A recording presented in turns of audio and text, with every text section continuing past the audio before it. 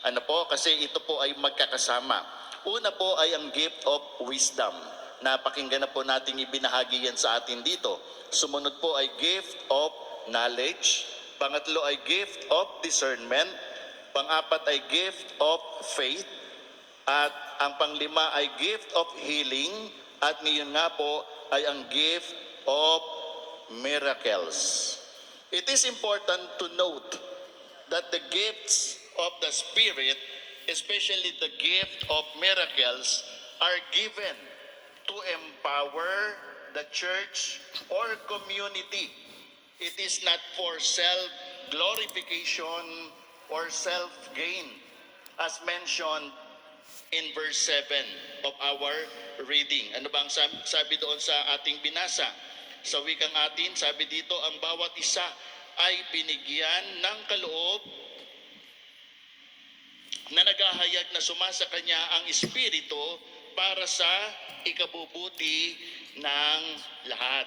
So tandaan po natin, ang mga kaloob po na ito ay hindi po pang sarili, kung hindi ito po ay para sa kapakinabangan ng lahat ng kabilang sa katawan ng ating Panginoong Jesucristo. Amen. Bakit? Because for our information, God is the one doing the miracle. Hindi naman po yung tumanggap ng kaloob, kundi ang Diyos ang gumagawa ng mga himala.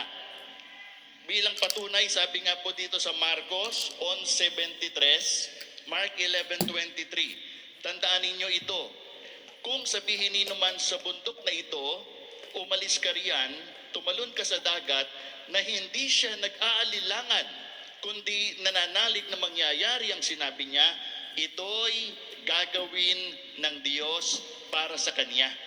Hindi po doon sinabi na ito'y gagawin ng taong naniniwala o ng taong nananalig, kundi maliwanag na sinabi dito na ang Diyos ang gagawa niyon para sa Kanya.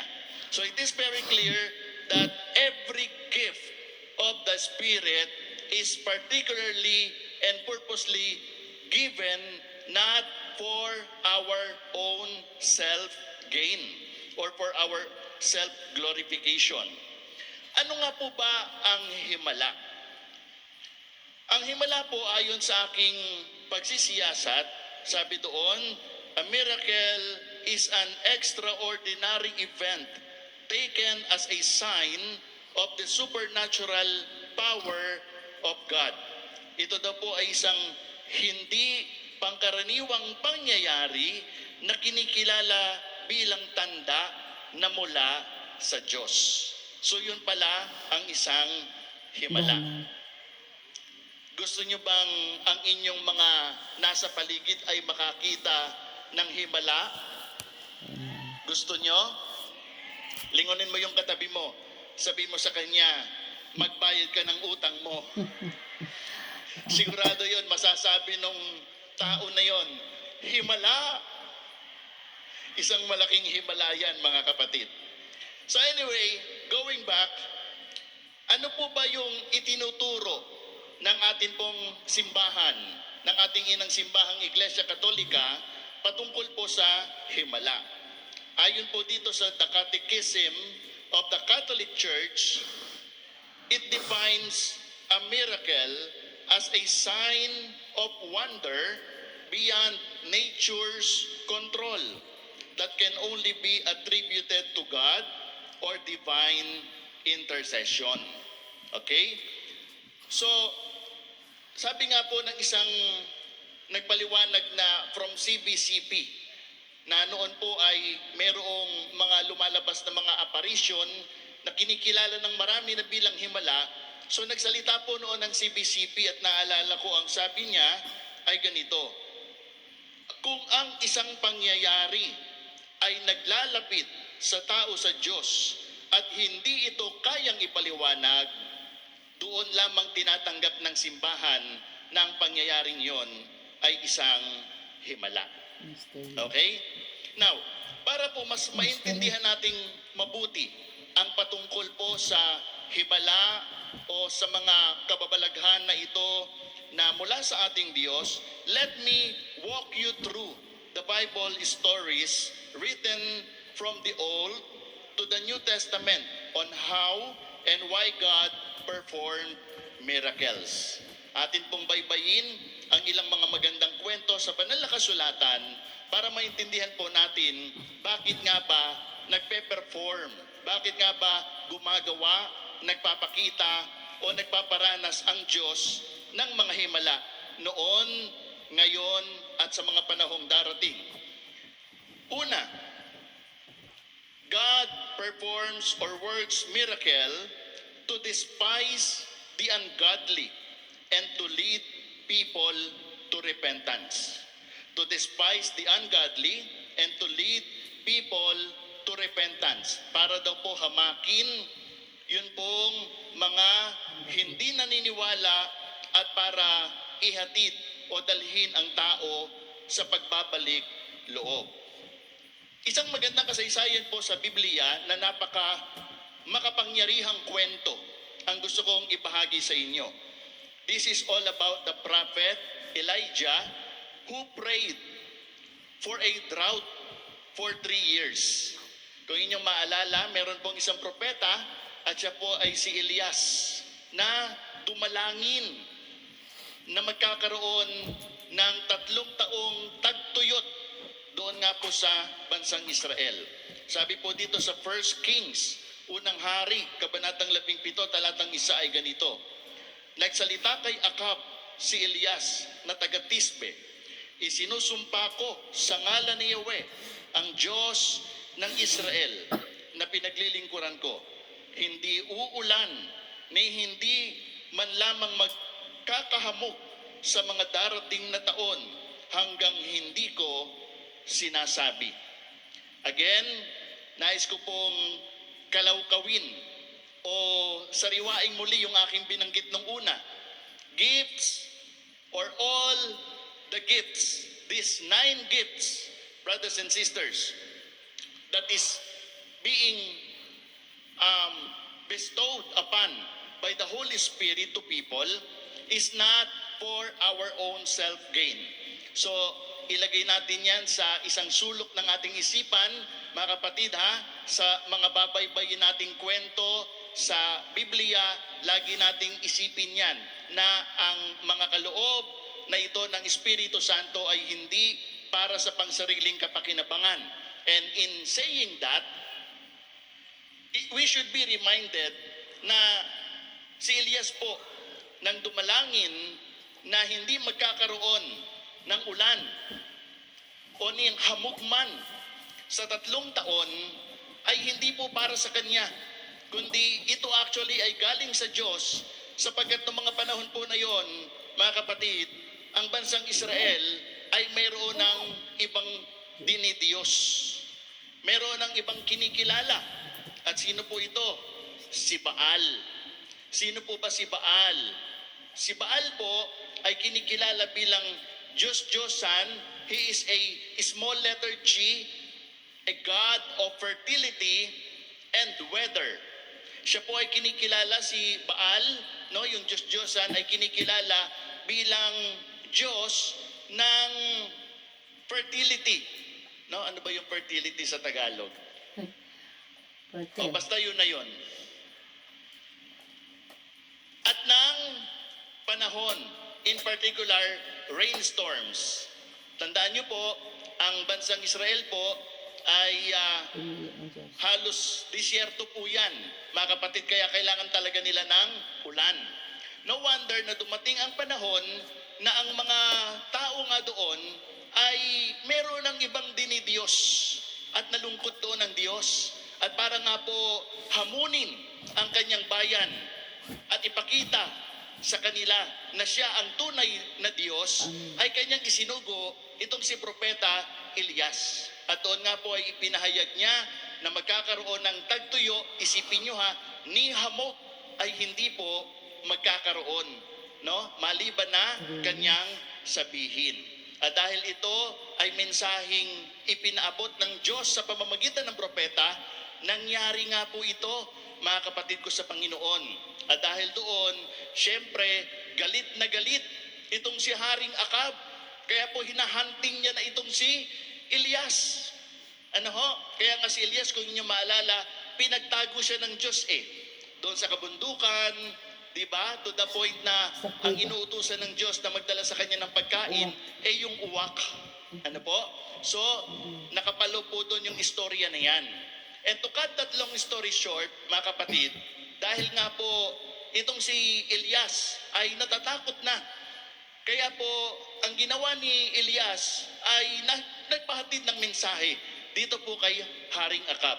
At ganito po ang mga sumusunod na pangyayari, mga kapatid. Sabi po dito sa unang hari, 1 Kings chapter 18 verses 19 to 39. Babasahin ko po kasi para walang dagdag, walang bawas. Ano po? Pakinggan niyo po. 1 Kings chapter 18 verse 19 to 39. Sabi po rito, ngunit tipunin ninyo ang buong Israel at ang 450 propeta ni Baal at 400 propeta ni Asherah na pinakakain ni Jezebel, at maghaharap kami sa bundok ng Carmelo, tugon ni Elias. Tinipon nga ni Akab sa bundok ng Carmelo ang buong bayang Israel at ang kanyang mga propeta. Lumapit si Elias at sinabi sa bayan, hanggang kailan pa kayo mag-aalinlangan?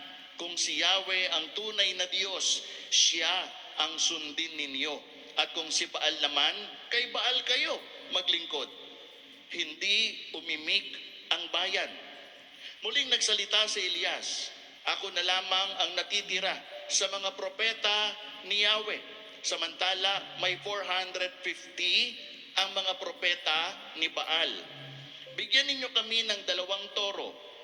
Pumili sila ng isa, katayin at ipatong sa ibabaw ng kahoy na sinalansan, ngunit hindi sisindihan. Iahanda ko rin ang ikalawa sa ibabaw ng kahoy na sinalansan at hindi ko rin sisindihan. Tawagin ninyo ang inyong Diyos at tatawagin ko naman si Yahweh. Ang tumugon sa pamamagitan ng apoy, iyon ang tunay na Diyos. At sumagot ang bayan, sang-ayon kami. Sa gayon, sinabi ni Elias sa mga propeta ni Baal, sapagkat kayo ang marami, pumili na kayo ng 1 toro at ihanda na ninyo. Pagkatapos tawagin ninyo ang inyong Diyos, ngunit huwag kayong magpaparikit ng apoy.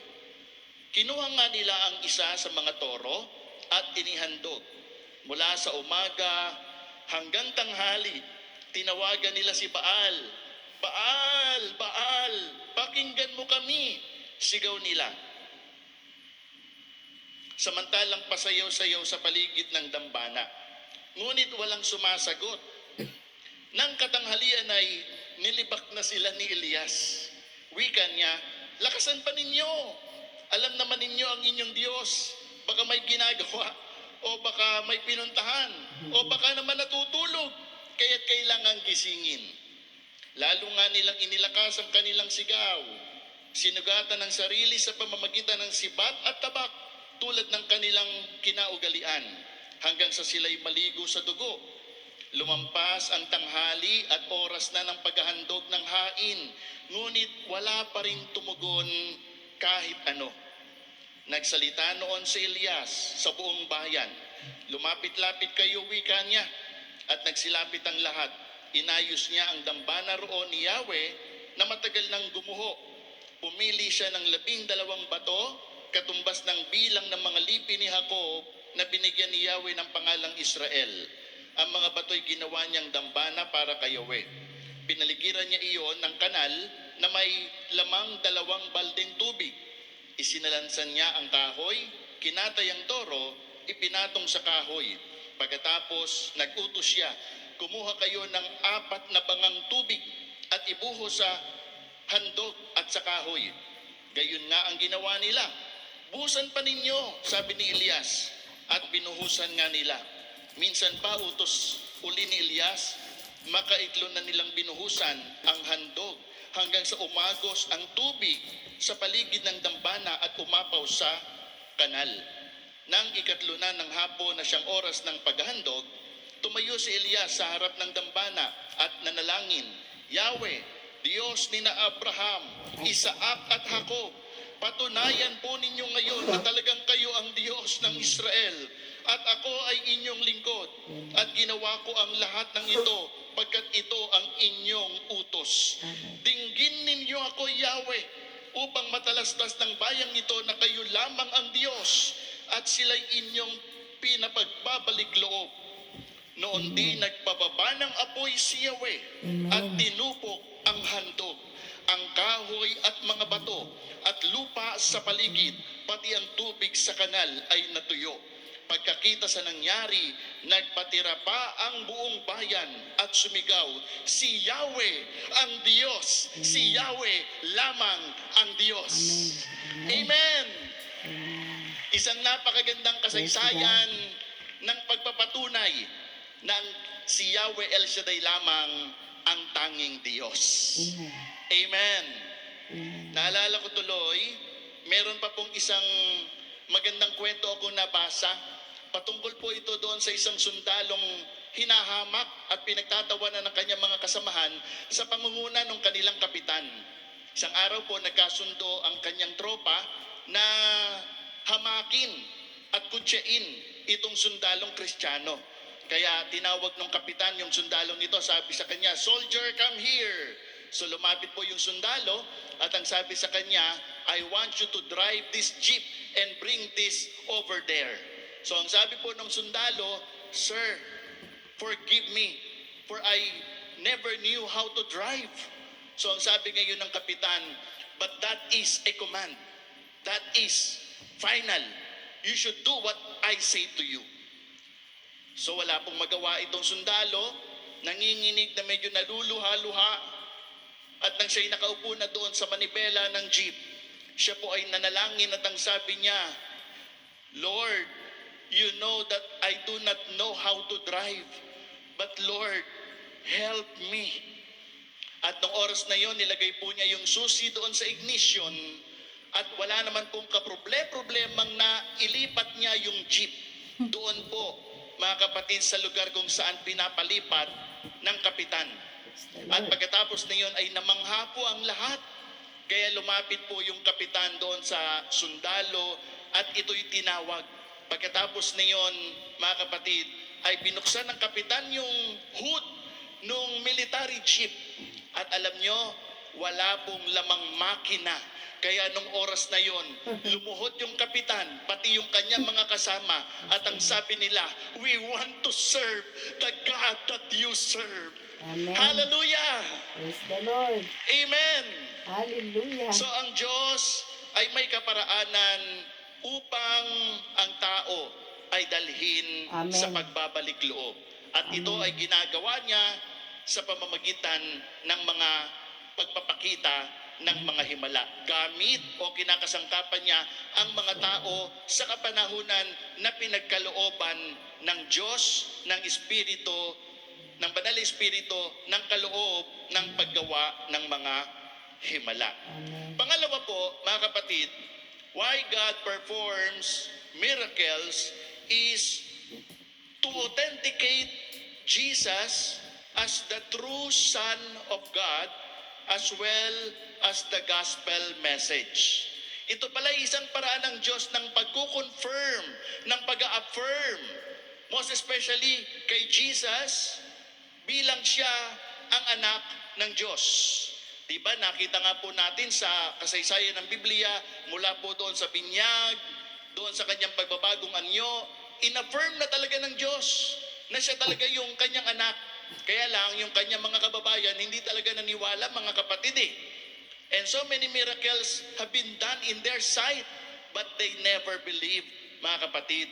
Kaya nga po, sa kabila niyon, ay patuloy pa rin na gumawa ang Diyos ng mga kababalaghan.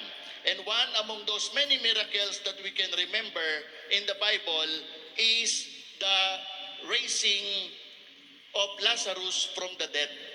Nang buhayin ng ating Panginoon Kristo ang kanyang matalik na kaibigan, si Lazaro, mula po sa kamatayan. Mababasa po natin sa John chapter 11, verse 39 to 44, ang ganito. pumunta ang Panginoon. No? 4 na araw po bago pumunta si Lord. At pinuntahan yung libingan po nitong si Lazaro. At ganito po yung mga sumunod na tagpo. John 11:39 to 44. Alisin ninyo ang bato, sabi ni Jesus. Sumagot si Marta, Panginoon, nangangamoy na po siya ngayon. 4 na araw na siyang patay. Sinabi ni Jesus, hindi ba sinabi ko sa iyo na kung mananalig ka sa akin, ay makikita mo kung gaano kadakila ang Diyos? At inialis nila ang bato. Tumingala si Jesus at ang wika, Ama, nagpapasalamat ako sa iyo sapagkat dininig mo ako. Alam kong lagi mo akong dinirinig, ngunit sinabi ko ito dahil sa mga taong nasa paligid ko upang maniwala silang ikaw ang nagsugo sa akin. Pagkatapos nito, sumigaw siya, Lazaro, lumabas ka! Lumabas nga si Lazaro, napupuluputan ng kayong panlibing ang kanyang mga kamay at paa at nababalot ng panyo ang kanyang mukha.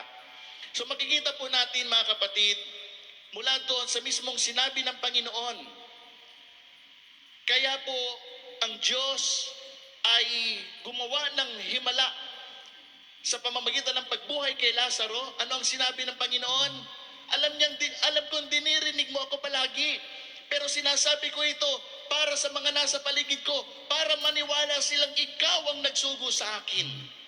So you see, these gifts of miracles are still continuing up to today.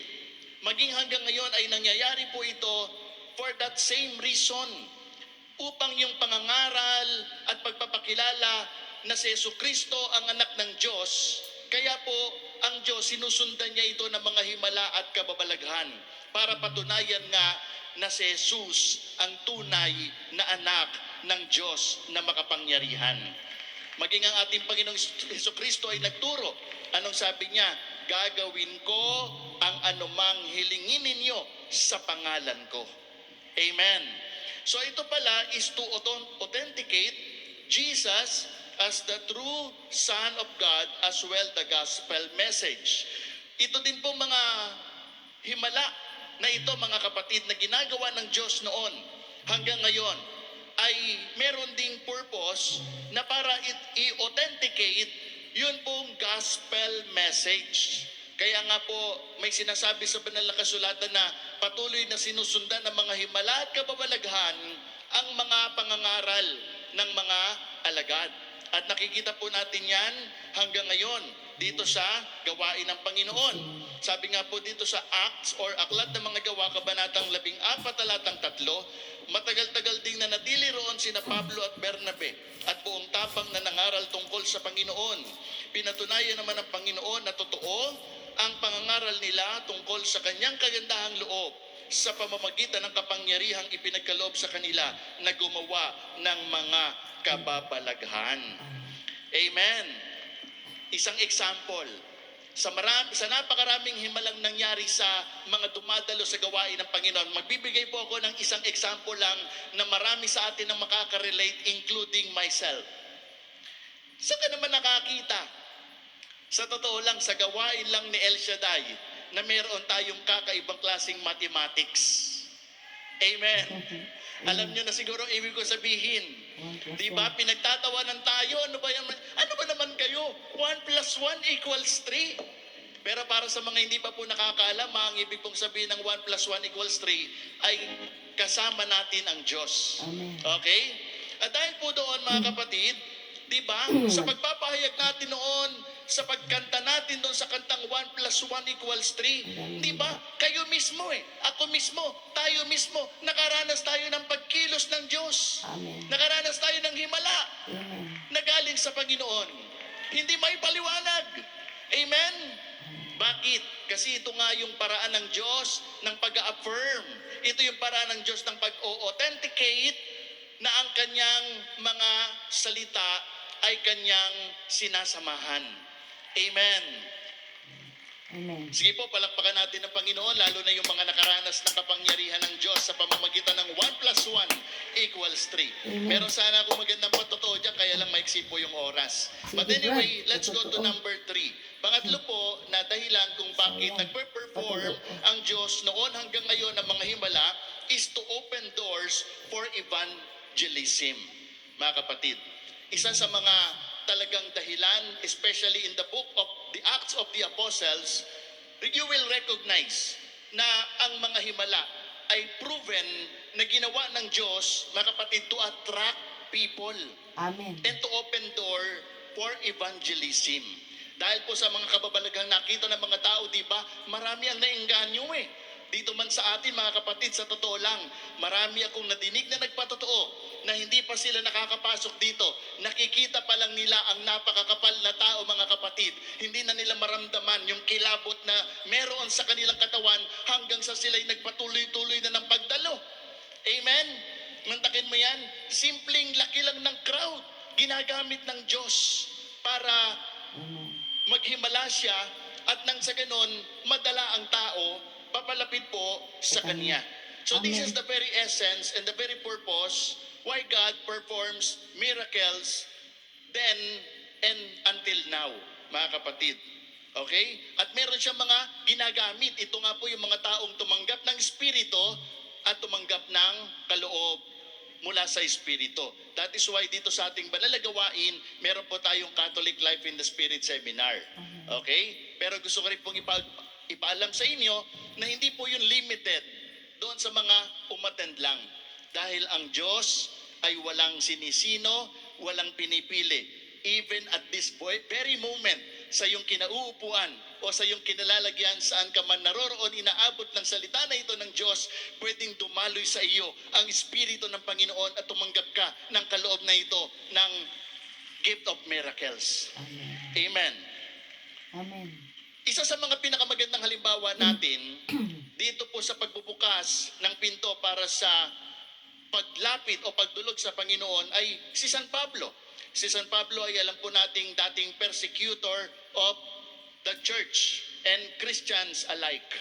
No po, talagang sinusuyod niya halos ang mundo sa paghahanap ng mga Kristiyano para pag-usigin at para patayin.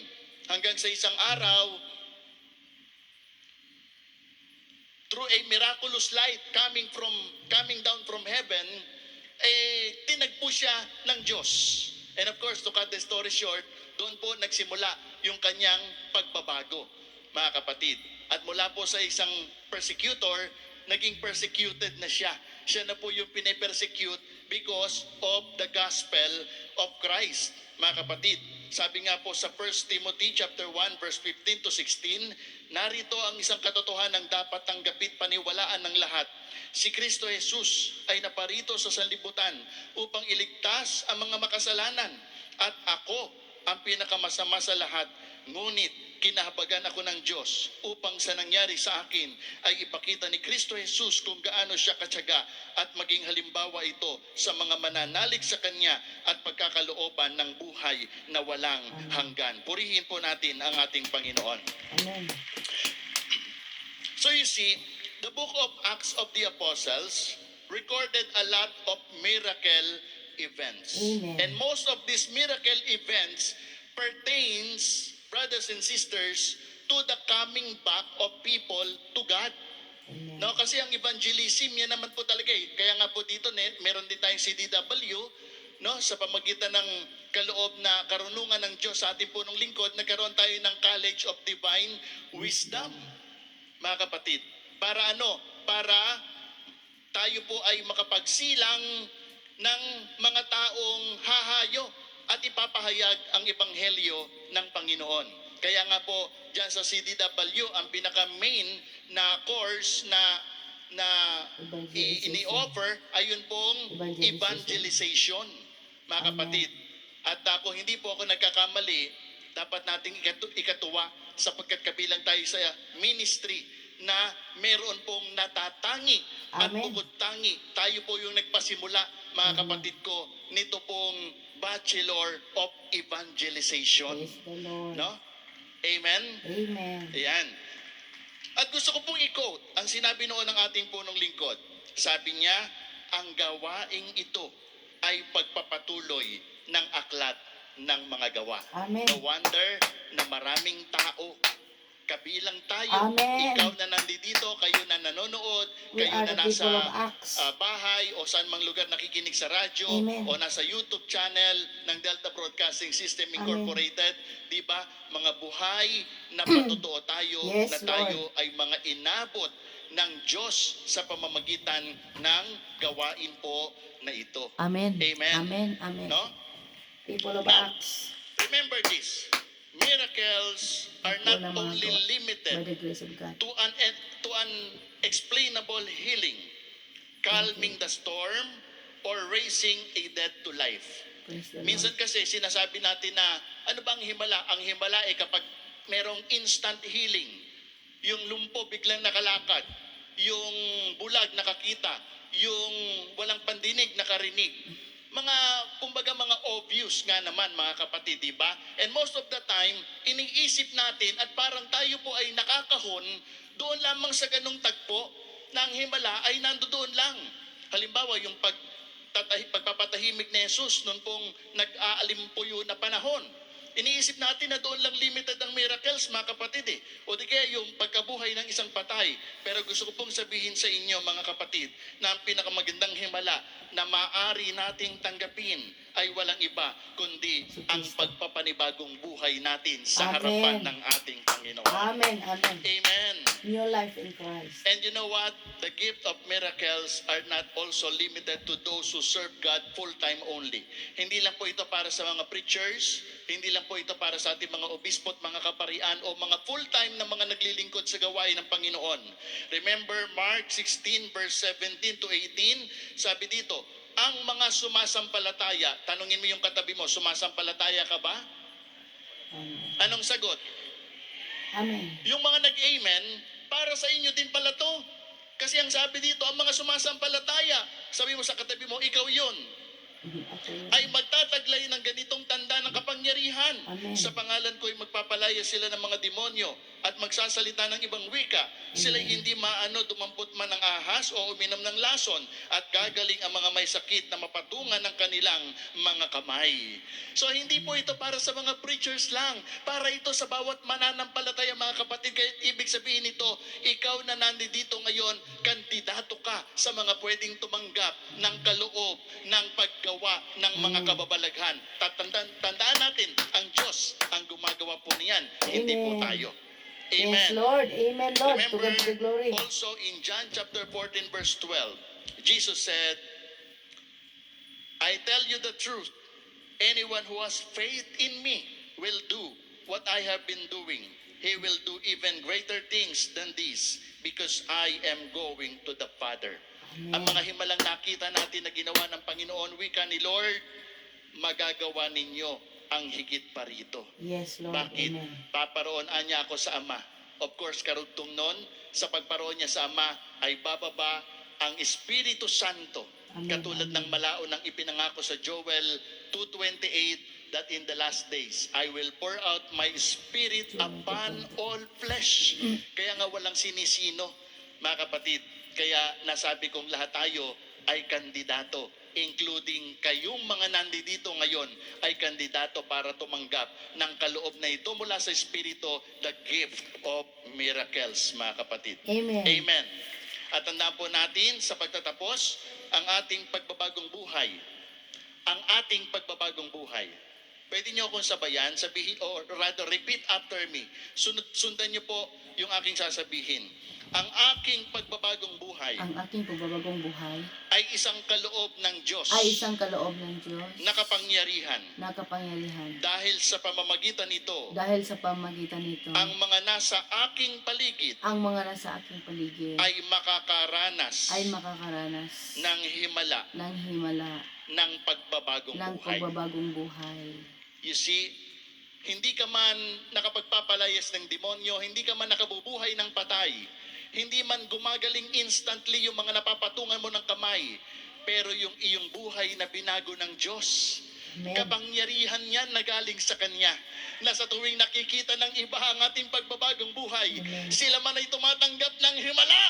At yan ay walang iba kundi ang pinakamalaking himala, ang himala ng pagbabagong buhay. Amen. Tayo pong lahat ay magsitayo, mga kapatid ko sa Panginoon, at ating pakinggan ang isang magandang awitin na ito patungkol sa himala.